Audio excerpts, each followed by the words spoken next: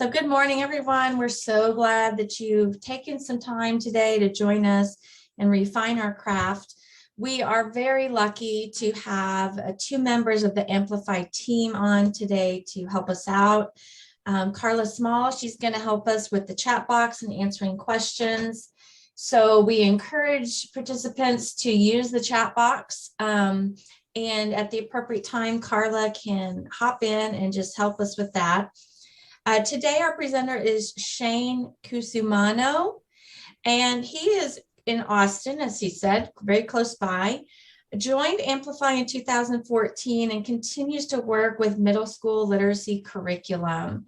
And as we heard in our general session this morning, what pivotal years those are, Shane, that you're supporting our teachers and in turn our students through a very important time in their literacy career, as well as just the trajectory of their entire educational career. So we appreciate that you partner with teachers and coaches and administrators all over our country. Prior to joining Amplify, he worked as a classroom teacher and instructional leader for over 13 years, with an emphasis on putting technology and learning together. So we appreciate you so much, Shane, for what you do, but we also know that you love to travel, cook, and get anything that you can do outdoors outside of this profession and your career. So we welcome Shane. Not today, right? Because if you're not in Texas, we're having a chilly moment that is not our norm. So welcome, Shane, and I will hand it over to you and Carla. Thank you. Thank you. Well, let's go ahead and get started. I'm really excited to be showcasing today about our Amplify's program for middle school, Amplify ELAR 6-8. So I'm going to be taking us through today a lot of the program components and talking about how the program was built. Again, I've been doing this and working on this program in its various forms across various states since 2014. So I'd get bored if you didn't interrupt me and ask questions, because I've been doing this for so long. I absolutely love what I do, but I do it because I love working with people. My main objective today is that I want you to be able to understand our approach to teaching, reading, and writing and language skills for new teachers. And this is our mission statement, our purpose statement as a company. We understand that teachers do an utterly essential and nearly impossible job. We're here in your corner. We always thank you for working with us to craft rigorous and riveting learning experiences. And so that's at the heart of what we're doing in Amplify ELAR Texas 6-8. I want to start by giving you some of the big picture. I'm then going to take you through a unit and look at a couple of lessons in the program, and then show you how we present and can give data in the hands of teachers and administrators. And then we'll stop at the end to make sure that you have time for Q&A. But again, stop me at any time. I have Carla monitoring the chat with me, and interrupt me. I love it.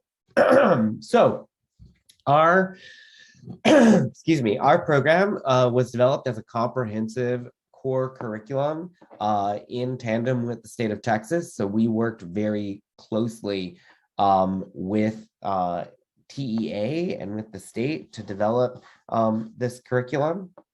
TEA had a lot of input into the Texas version that we'll be diving into. But no, we've been doing this, and we do this nationally, and we've been at it since about 2014 all over the country. So my experience has been all over the place, in and out of a lot of districts running implementation. But we're really proud of what we've created with the state of Texas and the state of Texas's move toward the science of reading approach. So what do we mean by science of reading? It's an integrated approach to teaching, reading, and writing. We believe in critical and collaborative engagement around text. So what you're going to see is a collaborative approach to learning about text that involves teachers, and students learning in community together through lessons around text. Again, integrated approach to reading and writing with targeted objectives and a clear path of instruction that are tied back to the TEKS.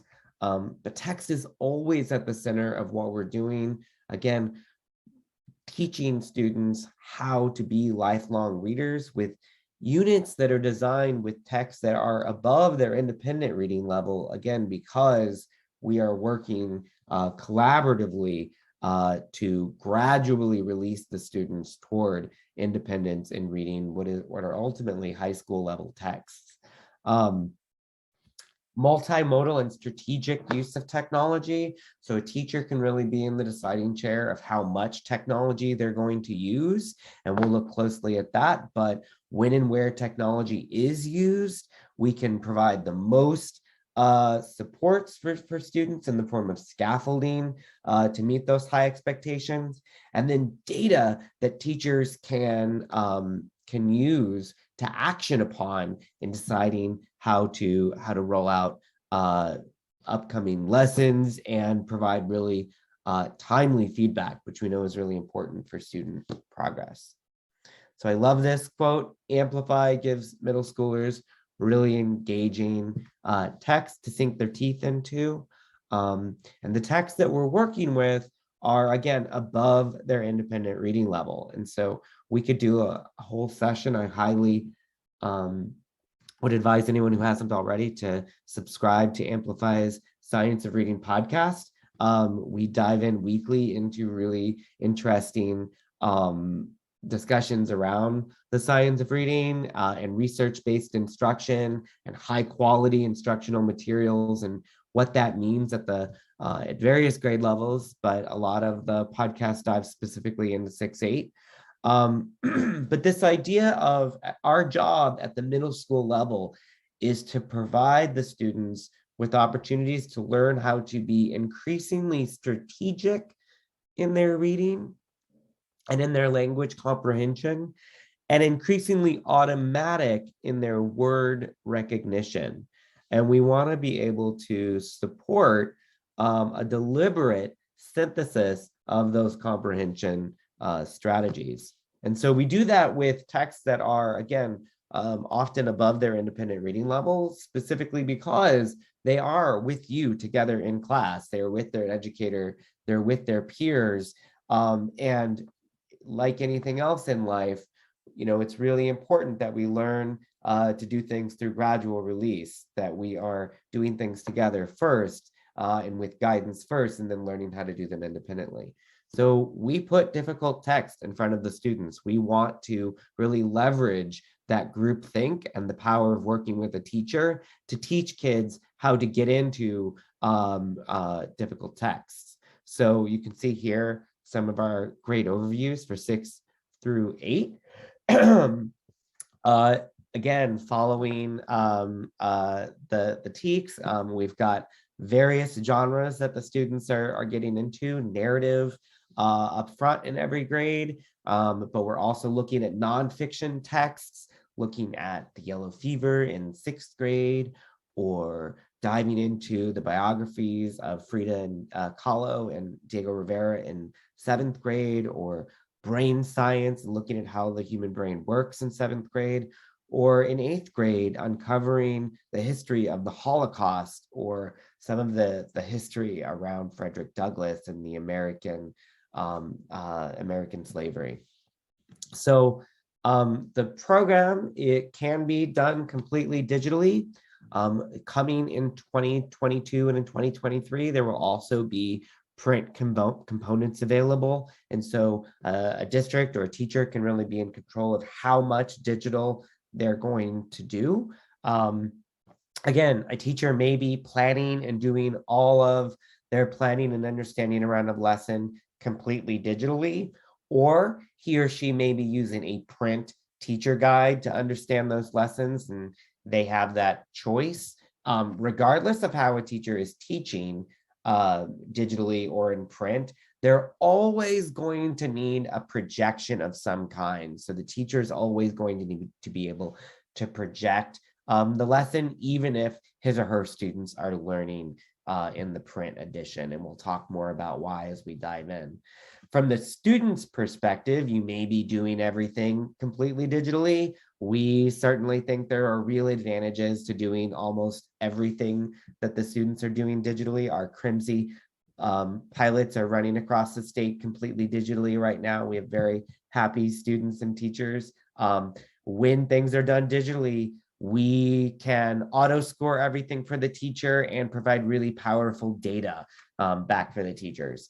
But we also know that print is a reality in some places. And so when things are done in print, students can have a writing journal to complete things in print, as well as a student edition, which would include the anthology with all the text, along with a lot of the questions that are coming up in class and the activities. Amplify ELAR Texas also has a full digital library with over, I think it's now over 700 full-length texts. These are both classic and contemporary fiction and nonfiction texts. Titles like And Then There Were None, The Call of the Wild, Walk Two Moons. We even include in the Amplify library novel study guides for students and teachers that are done following the Amplify pedagogy. So if they want to get offline for a little bit and do a novel study, a teacher has that option right here in the Amplify library. It's also an excellent way for students to do independent reading at their independent reading level right there in the program. So what we pride ourselves on at Amplify is that we've developed lessons that provide a really clear path of instruction. And so what do we mean by that? The lessons are designed with the TEKS and the ELPs up front. And we started with the TEKS and the ELPs with TEA in designing these lessons. And we developed lesson objectives, and the teacher can see how the lesson objectives are tied closely to the TEKS and the ELPs. Those in turn are designed and are tied in how we designed the lesson activities. And then each lesson is going to have an exit ticket that shows really clear data for the teacher on how the students performed on those objectives, which were again tied back to those TEKS at the lesson level. And so it's really clear for me as an educator that I'm covering the TEKS up front. What are the objectives for this lesson? Here are the activities that we're doing, and here's an exit ticket that's going to measure student growth. So all lessons are going to begin with vocabulary right up front, again, following the research in the science of reading. We know how important it is that our students are building vocabulary across grades 6 through 8. And so every day we start there for the first 5 to 10 minutes of instruction. We then dig right into the text, the key text that the students are reading in each of the units, and spend a lot of time collaborating around that text. So that's really important.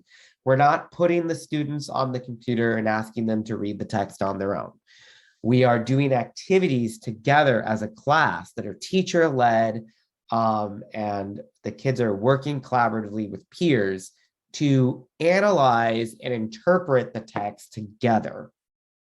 And that gradually releases them toward a writing moment where they will present what they think about the text. And in an integrated approach to teaching ELAR, we want the students regularly, 2 to 3 times a week, writing about the text that they're reading. And this is, there's a lot in the research about why this is so effective, but we regularly want the kids thinking and analyzing what they're reading. And they do that in writing. Again, that's all going to be auto-scored for the teachers. We then reflect as a group, again, bringing it back to this whole group discussion. And then we have the students independently read the next section of text, and we get cold read comprehension data. So all of that, the questions that the students are asked in their independent portion is collected and analyzed. and then that data is provided as well to the teacher. So lots of data provided in vocabulary, all the data in their performance tasks when they write, and then that independent work. And then in turn, that all cycles again and starts back to the next lesson. So everything between build vocabulary and reflect takes about 45 to 60 minutes of instruction.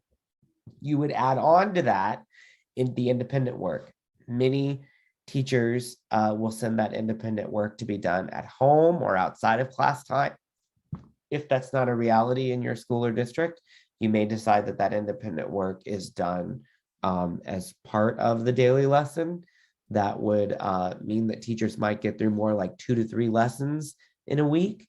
But if this part is sent home and we just are doing vocabulary through reflect, we may get through more like 4 lessons or 5 lessons a week. So we are in the job where, we are in the business of making teaching easier for teachers and more engaging for students. And we really believe that this program does that. I want to walk you through what it looks like in the program right now. So as a teacher, when I get into the program, I can see all of the units here up front. So this is 7th grade.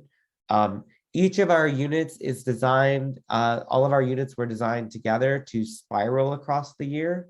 So when you are looking at the progression of the units, the Lexile levels increase as I go through the year, as well as the reader and task measurement. So the Lexile would be the reader measurement, but the task measurement also increases. So what we're asking the students to do increases with difficulty across the year. So the schools and districts do have some flexibility. You may decide to do Unit D before you do Unit C. But more than a unit or 2, we wouldn't move the units too much. So let's dive in together. I'm actually going to dive you guys into Unit C here to show that our units are made up of subunits, and each of our subunits is going to be a different text within that unit that we're looking at. So this is a nonfiction unit, and we're looking at 3 core texts within this unit. We're looking at Phineas Gage, a gruesome but true story about brain science. We're then reading The Secret Life of the Teenage Brain by Sarah Jane Blakemore, and The Man Who Mistook His Wife for a Hat, finally, by Oliver Sacks. 11 lessons around Phineas Gage, 5 lessons on the teenage brain, and 3 lessons on The Man Who Mistook His Wife for a Hat. All Amplify units will then end, they'll culminate in an essay. We'll spend about a week there, about 5 lessons or so in that essay. And then we will end the unit with a reading assessment. And that reading assessment will take one passage from the unit, have the students reread it and answer questions. Each of those questions is going to be tied to specific TEKS. All of that is auto-scored for the teacher and provides data on how the students have done against the TEKS addressed in that unit. Okay, so let's get into, I'm going to open subunit 1, Phineas Gage. When I open a given unit, I can see all of the lessons that are taught in that unit. Let's open lesson 1. The tamping iron and the skull. So again, we're going to start with vocabulary. That's a daily thing that we're doing. And it's an adaptive app. It's a gamified experience. So all the words that I'm seeing are coming to me from Phineas Gage, and they're words that have been specifically assigned to me based on my independent level in the vocab app. And again, that's an adaptive experience. So as I continue to do well, my level is going to automatically go up. As I'm going down, my level is going to automatically lower. The teacher doesn't need to do much. We recommend this is done as a do now, as a bell ringer, right as students are coming in. Again, it feels like a game, but I'm learning along the way, right? So here I'm going to learn why the answer I selected is incorrect. as we're continuing to move through the games within across a week or so, I might be able to come in and look at my stats on how I'm doing. All of this data is available for the teachers as well. So here, one student is looking at this data and deciding, how they're doing. But as a teacher, I may be more interested in how my students are doing across as a group. And I have that available to me as well here in the reporting section of the app. And I can just see all of my students and how they're doing. So as we continue to move through the lesson, I'm going to head into the first activity. As the teacher, I would jump into the instructional guide here. This is providing, I would do this before class, obviously, to better understand the lesson. All of the teacher directions are put here in the instructional guide. So I can see that I'm supposed to project this image. And then it gives me some suggested language for how I might lead the discussion around this image. So here's the image I show, which is a tamping iron and a skull. And this begins a conversation around what do we think would happen if that tamping iron went through that person's skull? This is, of course, really gruesome and gross to think about. The kids are laughing and grossed out, but then they learn that this really happened to somebody. And of course, that gets them really engaged now in the text that they're about to read. Now, this is a great example of a moment where I may choose to have the student devices closed. It's a discussion that we're having. It's a group discussion. And there are possible responses right here in the instructional guide for me as a teacher. There's then a place where the students might answer this if they are doing the curriculum digitally, or they may choose, I may choose to do this offline and just have a group discussion together. We then head into a read aloud. Again, in the instructional guide, it guides me about how I'm going to do this whole class read aloud. I can choose to read this myself. We always think the teacher is the best person to do a read aloud, or I may choose to use the built-in audio here in the program.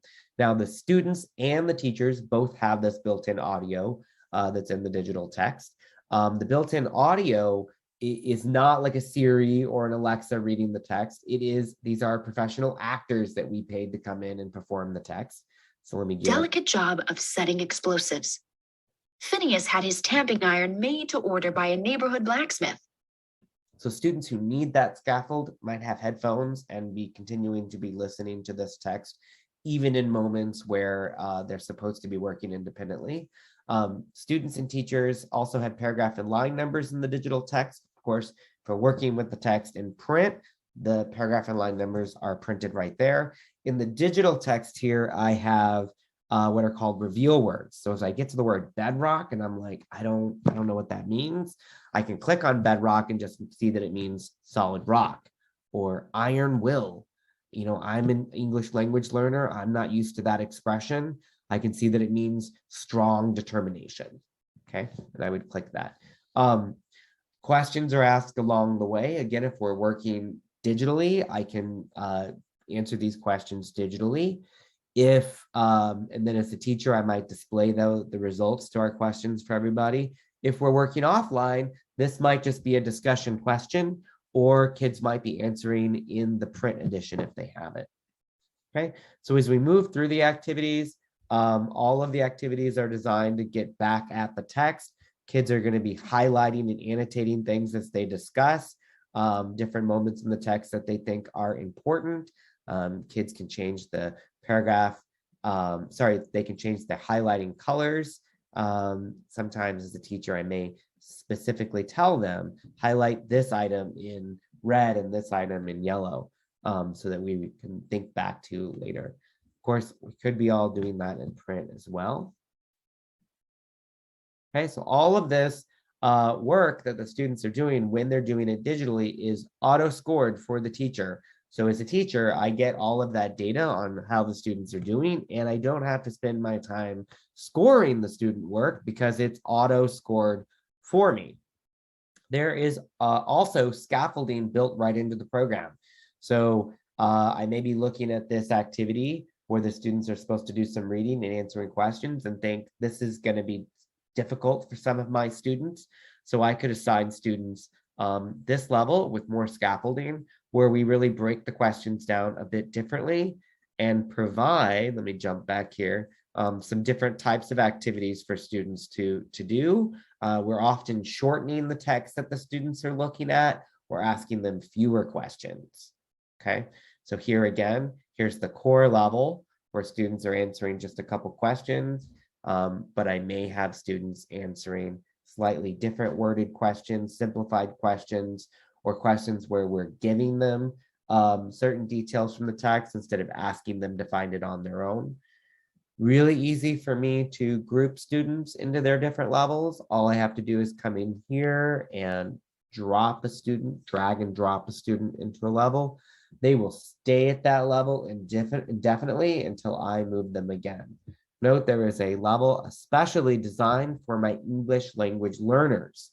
So I've got a level of substantial support, a level designed for English language learners, a level that is moderate, a level that is light, and then even a challenge level for my students who are ready for a more challenging approach to looking at text.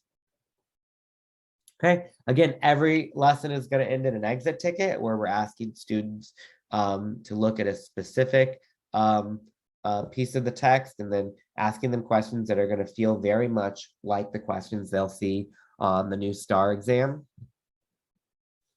And again, that is auto-scored, and I get that data on how the students are doing against those objectives, which are again tied to the key lesson TEKS.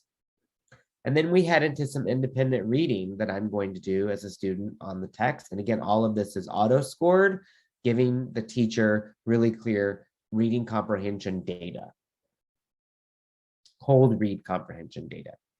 So as we move through the lessons, I'm going to jump into lesson 2. Again, we are gradually releasing the students on this specific piece of the text that we're looking at. So as the teacher, I'm going to look at this next lesson. I'm going to review my lesson objectives. Here are the words the students might see in that vocab app. Here are the TEKS that I'm covering by teaching this lesson. We're going to start by doing a little more reading on the text, some group discussion about that text. Again, always going back to this idea of groupthink, open discussion, debating, analyzing together, and that all gradually releases us to now write about the text. So this type of formative writing in the curriculum is going to happen 2 to 3 times a week. So the students are regularly writing about the text that they're currently reading to build and to help them build ideas and analyze the text more fully. But this is an independent moment now. So independently, I'm going to need to write about when the author says that Phineas had a stroke of luck. Do you think Phineas was lucky? Why or why not? Okay, so I'm going to now write independently about a page of text answering that question. Now, again, if students need scaffolding, it's built right in. So I may assign students to get the most scaffolding here, where we specifically call out a few moments in the text and then give these students sentence frames to help them answer the response. A light level of support, we may not call out those specific moments. My annotations are following me, so it's really easy for me to see where in the text I highlighted before and now use that in my response, because again, we want the students using evidence from the text. Let's go up to the challenge level. Here we ask them to go further in a deeper analysis. So the author says that Phineas had a stroke of luck. Explain both sides of why someone may think that he was lucky and why someone might say that he wasn't lucky. Universal design here, though. So regardless of the level of support or scaffolding or differentiation that a student is getting, we're all going to come back and share our responses together as a group. So that, again, we can get back to that whole group think about the text. So I can hear what other students think about the text and maybe adjust my own thinking about the text. So again, All lessons will end in an exit ticket and then a solo to begin thinking forward about the text. So all of that formative writing builds toward the essay at the end of the unit. So we write about Phineas a good deal. We write about the teenage brain a good deal, and other brain injuries, the man who mistook his wife for a hat. And then in the essay, we ask them to spend about a week or a week and a half on how is a teenage brain similar to Phineas Gage's brain, right? So how is a teenage brain similar to someone with a brain injury? And the students think about that and they write for about a week and a half about it. And then in the reading assessment, we just spend one day having the students write a constructed response, as well as answer various questions about the text. Again, all of this is auto-scored for the teacher and presented in the form of reporting. So again, it should be really clear that a gradual release is happening across these lessons. We start with really engaging read aloud and text performance of the text at hand. We then get into collaborating for deep analysis of the text. And this is the place where we are practicing together key text analysis skills that we need the kids to improve on and be independent with. And then in the formative writing that's happening, they're regularly getting a chance to practice using those analysis skills themselves independently. So while it is writing, it's actually independent practice in the text analysis, the reading that we're doing. And that's the magic in a integrated approach to reading and writing, is that we're actually pulling together writing as a tool to help them dive deeper in their text analysis. So the students are writing regularly in this curriculum 2 to 3 times a week, doing formative writing. They're analyzing and highlighting and annotating the text in order to do that analysis. They are then doing solo reading comprehension work daily, and they're daily answering exit tickets that are again tied to the key objectives of each lesson. All of that pulls down for the teacher, and the work is auto-scored for the teacher. So when I get into the classwork app as the teacher, I'm going to spend my time writing written feedback, because the writing that the students are doing is already being auto-scored for me in grammar and in focus and in use of evidence. And so I don't need to spend time. I of course want to make sure that the auto scoring is correct, and it's correct more than 90% of the time, but I want to get my eyes on it. And then a full reporting app is provided where teachers are given a full array of data on how students are doing in their language skills, and their reading skills, and in their writing skills. And so I'm going to get into progress monitor how students are doing in that classwork app. And I want to get in and look at how my students did as a group on one specific activity in classwork. Here I can see those auto scores. I can see what level they were assigned, and also sort of get a tally of who's turned what work in.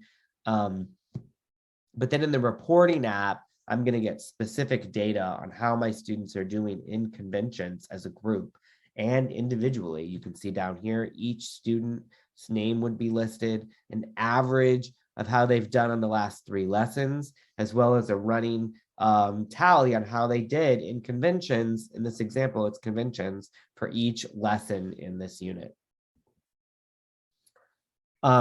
Same data is provided on reading comprehension. And then on that end of unit reading assessment, I am given data on how the students did in key ideas and details, craft and structure, integration of knowledge and ideas, along with an individual student report for each question in the end of unit reading assessment.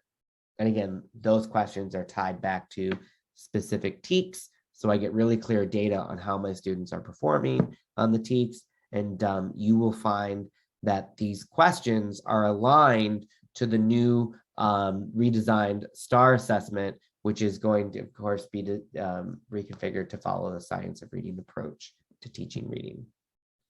And so I, of course, next in looking at that data, want to differentiate for my students. I want to begin to think about how can I change up what I'm doing. And every 4 to 8 lessons, we have special lessons within the curriculum called flex days, which ask teachers to pause instruction and look back over the last 4 or 5 lessons. How are students doing? They're going to use the data to design small group instruction days that focus in on grammar, fluency, revision work, close reading, that I'm going to, again, create small groups and differentiate what's happening in my classroom so that each student is getting a lesson tailored to what their needs are, right? Because if I'm not spending time reteaching or differentiating, I'm not truly reaching my students. And so flex days are designed to help teachers do just that. Of course, I also, at this point, want to begin to think about differentiating their levels again, and I may be adjusting their levels to one of these 6 levels based on performance. And I may decide, I had you at moderate support, but now I'm going to adjust you and put you at substantial support to give you more scaffolding. So further supports are provided for our English language learners within the program. We have translated glossaries that are available for each unit for a variety of different languages, and students and teachers can access that. The solos that I mentioned before are also differentiated. I can put students at a level where they are going to see text previews of the text that they're about to read that kind of frames what it is that we're reading. They're also going to see fewer questions and less of the text. So we're going to narrow that text down for students who need it. Again, really important that every unit is going to end in a summative assessment in writing and in reading. So a full essay that takes them all the way through that writing process. And that's a really, I think, important thing for teachers to understand, is that the writing that we're doing 2 to 3 times a week is just formative, brainstorming, formative writing about the text. It's really a part of that reading cycle that's happening. But then we come to an essay where a teacher can spend a week or 2 weeks really diving into the writing process. How do I now take students through a formal writing process for a production piece of writing? And these are going to vary in writing type. We have writing that the kids will do that is narrative in nature, writing that the students would do that is informational, research writing, as well as writing that the kids would do that is argumentative. So we cover all the bases there. And then these reading assessments in every unit, again, to get data on how they're doing specifically against the TEKS. So we could spend a lot of time going into the data provided in the data app. I would especially want to point out that the embedded assessment measure is creating groups for the teachers for those flex days. So here you can see my students are put into a language group, a reading group, and a writing group to help me as the teacher decide on this next flex day, how am I going to group my students, and where am I going to have them focus in this flex day. This is what the data looks like in the writing report. You can see I get varied scores on conventions, focus, and use of evidence. And here's the comprehension report. Again, class level data. I love sharing this class level data with a whole group of students. Here's how we are doing as a group in reading comprehension. And then individual data, of course, by solo. I can also look at a unit as a whole and see how students are doing. And again, we want to act on that data, not just review it. Administrators get data as well. At the administrative level, you can see a lot of this data and dig into how buildings are doing, how specific groups of teachers are doing in all of these areas. And again, the assessment report, which is going to give me data on how students are doing against specific TEKS.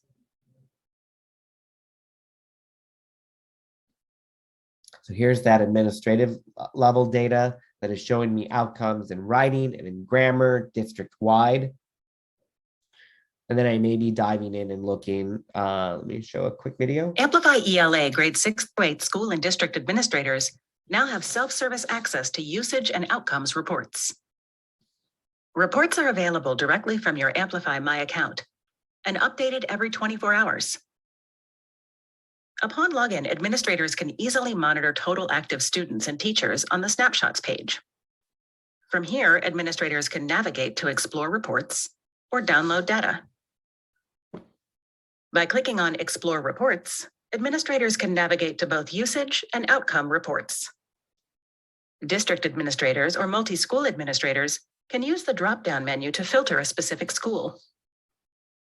The usage report is an overview of student and teacher activity, including daily active users, units taught in the last week, number of students who have completed a reading assessment by unit, and number of students who have done work in the curriculum by unit. The outcome reports show growth and progress reports on writing focus, grammar conventions, solos handed in per lesson, words written per unit, exit tickets handed in when applicable, and average amount of teacher feedback received per school or per class. Summary usage data is available for download by selecting the Export CSV button. If assessment data is available for the selected school year, the Export CSV button will activate. Administrators can open these reports in their supported spreadsheet software, filter by date, and scroll down to see all dates available. If you need additional help, just click on the Amplify chat icon in the bottom right-hand corner of your screen. Interested in learning more? Amplify ELA. Okay, so I'll stop there and take any questions that we have. I know we've got about 7 minutes left before I'm supposed to let everyone go, but I want to answer any questions that anyone has about Amplify ELAR Texas. We're really proud to be moving forward across the state with our curriculum. Shane, first of all, I just want to say thank you. Thank you for what Amplify is doing. It is obvious that you all really are trying to give the teacher tools to make it easier. I know as we implement it across our district, I'm sure that you're hearing the same thing, is that because the gap students are coming with 2 middle schools, they're not ready to write that much. They're not ready to read that much. They're missing some of those foundational skills. So can you just address that really quickly, maybe for people who are even in the trenches of that implementation right now, or who may be in the future? Yeah, so that is definitely something that we're hearing, nationwide. We are in unprecedented times in education. So there's a variety of things that educators are doing to ease that within lessons. Number one, I think, is an understanding that a lot of the components in the program can be tailored for students. So for example, I'm going to go back to the example that I was looking at in Phineas.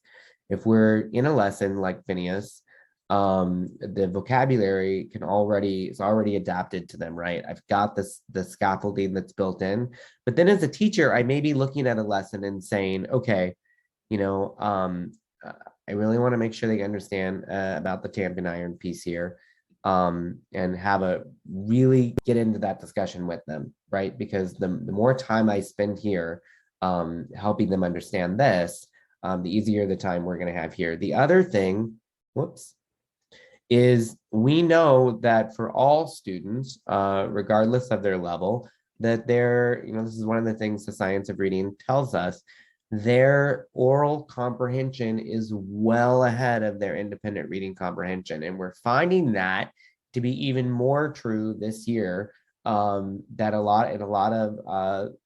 for most of our students, what they can understand orally is way ahead of what they can do when they read independently. So we want to slow down that gradual release. I want to spend more time here in the read aloud together, and I want to spend more time in that discussion. So one of the things that we're always working with, that we're doing with teachers, is sort of understanding that this gradual release is happening. If we're looking at a piece of text here, this is not independent work, right? We don't want you to have done vocabulary and now assign everyone to read activity 4 and answer the questions. That's not going to pedagogically, it's just not going to work. In fact, what I may be doing here is we may be specifically, instead of trying to read this whole section of text, I may be limiting with a particular group of students that I'm working on to just, the first 3 or 4 paragraphs, doing it as a read aloud, stopping, talking, going back to the text and rereading some of it as a group, out loud orally, and then deciding, do I want to do this next activity or not? In fact, because I may have spent so much time in activity 4, I may now cut activity 5 and then really make sure that my students are ready for the questions that they're going to see on that exit ticket. So again, it's a program that lends itself really well to sort of rolling back and slowing down, but we have to get teachers to a place where they see that gradual release happening within the curriculum. We don't want to take the writing out. That is fundamental to what's happening in the program. Students have to get to a place where they are able to write about the text. But if I know as the teacher, I'm going to go back to the writing prompt that's coming. If I understand that gradual release is happening, if I understand the purpose, this goes back to PD, right? Really making sure my teachers are ready and understand what's happening pedagogically in the curriculum. If I understand that my job is to get students to a place where they can write a few sentences about, was Phineas lucky or not lucky, right? That's an engaging question as it is. Can students get there over 2 days? I think any 7th grader should be able to do that, but it's about making sure that we've slowly gone through the activities. And again, it may mean taking out activities so that I can slow that process down, really reading a lot of it out loud. And again, working together as a whole group, not rushing to everyone work independently and answer the questions. Now let's all move into 4. No, we're going to do this whole group. We're going to slow down. I'm going to read this myself. I'm not going to have you play the audio because guess what? They're going to listen to their teacher read a passage with much more zeal and enthusiasm than they will even the best actors that we have in the program. But let's do that together, whole group, slow this down, and then get to the writing. But I think doing that authentically and making sure that every student's in a place where they're engaged is a big piece of that. And then guess what? The more they write about the text that they're reading, their reading progress will build. That's the other thing the science of reading tells us. We have to stay in grade level text. We can't jump to leveled readers. We can't say, okay, my kids are behind. Let me hand everybody some 5th grade texts instead. We have to stay in 7th grade text. And 7th grade text means text that is at a lexile of independent reading that might be 9th grade, like Phineas Gage here. But we're going to stay in the deep end of the pool. But again, we're going to give everyone the floaties that they need to stay afloat. We're going to do it all together. I'm going to lifeguard, and we're going to go through it as a group. But again, the more we do that, the more their independent reading level will build. We also have this on-the-fly support built into the program. This provides teachers with guidance on how to do over-the-shoulder conferencing for students who need it. And these over-the-shoulder conferencing and that writing can sort of ease that writing, even when students have scaffolding provided. Some of them are going to need this over-the-shoulder guidance. And we love the hummingbird icon because we know that's what teachers are doing, right? We know that you're a hummingbird jumping around the room constantly to different students. And this is part of the training also, correct? When you talked about professional development. So we certainly take time to show teachers how to use the tools to be able to support the different types of students in their classroom. Yeah. And PD is a big part of it, right? That's another thing we want to make sure that we don't skimp on, is really getting teachers to a place of making this transition to a science-based approach to teaching reading well, right? That they understand the whys behind the whys of why the curriculum is built the way it is, and why what they're doing works given time, and given it teachers who are delivering the way that it should be delivered. We know teachers, I find when you give teachers the why, they're anxious to do it the way that it's designed, right? They wanna see progress with their kiddos. So PD is a big part of what we're doing. I think because teachers want to see that progress, sometimes we think that immediately when we implement it, we're gonna have all the pieces.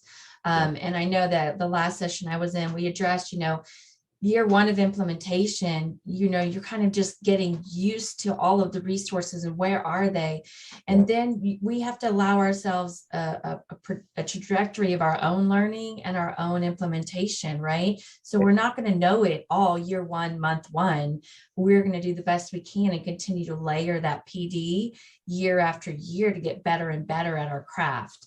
But I think we have high expectations for ourselves. Let's jump in deep, and let's get there. And I think we have to give ourselves a little bit of leeway in implementing and changing our craft of what we've been doing to a completely, possibly not completely, but in a different manner, right? So the research has always been out there. It's just now it's coming to the surface, so to speak, that we really got to make sure we're leaning on that oral language piece and, and doing that scaffolding and things because the gaps are bigger than we've ever had before. So I appreciate you guys so much. I am going to jump off the call so I can move on to my next session, but I encourage other people to stay on the call. So Shane, I'll actually just transfer it over to you. That way, when you get off, the call will drop. But welcome to stay. Thank you both, Carla and Shane, for your time and for everything you're doing ongoing with our district and with others who are implementing Amplify. So thanks so much. And y'all have a great afternoon.